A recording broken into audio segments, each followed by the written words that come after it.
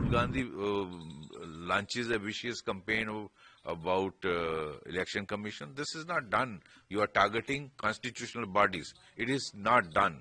You play a constructive role. You should appreciate this. And to raise questions on the integrity of the election commission and to be vindictive and say that they will be pursued even after retirement is in extremely bad taste, and it does not behove the leader of opposition to say such things. कि जो भाषा बोली जा रही है कि हम atom bomb फोड़ देंगे, हम हाइड्रोजन बम फोड़ देंगे, ये भाषा भी बमों वाली भाषा आतंकी ही बोलते हैं. We want our countrymen to know that Rahul Gandhi and Congress party, and particularly Rahul Gandhi, the leader of opposition, is actually attacking constitutional bodies. Initially, he attacked Indian armed forces. Then he attacked about neutrality of the Honorable Supreme Court of India. Then Parliament challenging their authority. What is this? And now vicious campaign about Election Commission of India's neutrality. If they are doing SIR, it is with the purpose of free and fair election. Those who are fraudulently who have managed election cards, they should not be voting. If they are not Indian citizens, they should not be voting in Indian election. So that is what Election Commission of India is doing. Why should it not be done? It is their mandated duty. Why should Rohingya or a Bangladeshi or any citizen of any other country other than India vote in election in India? So Rahul Gandhi launches a vicious campaign about election commission. This is not done. You are targeting constitutional bodies. It is not done. You play a constructive role. You should appreciate this. And when you were in power for 60 years, there was booth capturing, murders, repoll. I remember T.N. Session, when he was Chief Election Commissioner, he had to order thrice repoll in Bihar. This time, not even one repoll, not even one incident of violence or booth capturing. So free and fair election has been ensured. That is why the results are before the people. And why should Rahul Gandhi cry about it? He should look his past. I think what Election Commission is doing is absolutely right for mandated under the law, and this is what every citizen of this country wants. Jay. I take the strongest exception to the business of saying that I will expose a hydrogen bomb and an atom bomb. We have the fullest and implicit faith in our judiciary, in the Election Commission, and also our executive.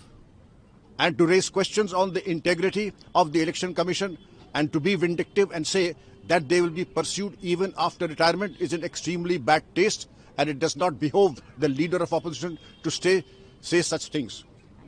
Not only the nation, but all of us stand united, and that is why the letter has been signed by us. And therefore, I would say, please be restrained in the allegations that you raise because they have no merit or substance. Thank you. पिछले कुछ समय से ये देखा गया है कि भारत के निर्वाचन आयोग के ऊपर नेता प्रतिपक्ष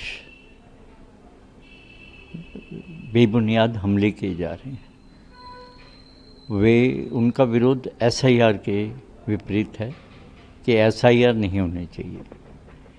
SIR का मूल उद्देश्य वोटर लिस्ट का पुनरीक्षण करके और इसके अंदर जो वोटर अपने स्थान से चले गए, जो मर गए, जिन्होंने दूसरे शहर में वोट बनवा लिया, इन सब गलतियों को सुधारना है और वोटर लिस्ट को सही करना है ताकि हर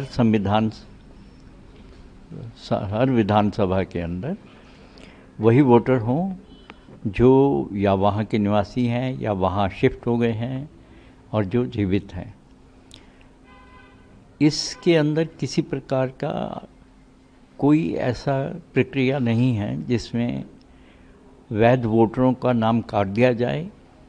हाँ, ये अवश्य है कि जो अवैध हैं, जो नागरिक नहीं हैं, जो विदेशी वहाँ आकर के बस रहने लग गए, और उनके पास भारतीय नागरिकता का कोई प्रमाण नहीं है, उनको वोटर लिस्ट से हटा दिया जाता है। इस प्रक्रिया का विरोध कोई सिरफिरा ही कर सकता है, क्योंकि जो भाषा बोली जा रही है कि हम एटम बम फोड़ देंगे, हम हाइड्रोजन बम फोड़ देंगे, ये भाषा भी बमों वाली भाषा आतंकी ही बोलते हैं। और फिर सरेआम धमकी देना कि तीनों चुनाव आयुक्तों का नाम लेकर कि हम तुम्हें देख लेंगे, रिटायरमेंट के बाद जनता को कहना है कि इनके नाम याद रख लो और ये रिटायर तो होंगे ही, इनको दुरुस्त करना है, ये भाषा जो है सभ्य लोगों की भाषा नहीं है। इसी के विरोध में ये पत्र लिखा गया कि जनता को जागरूक किया जाए कि इस प्रकार का व्यवहार, जो संवैधानिक पदों पर लोग बैठे हैं, उनके इस प्रकार के व्यवहार को हमें ना तो क्षमा करना चाहिए, ना ही सहन करना चाहिए।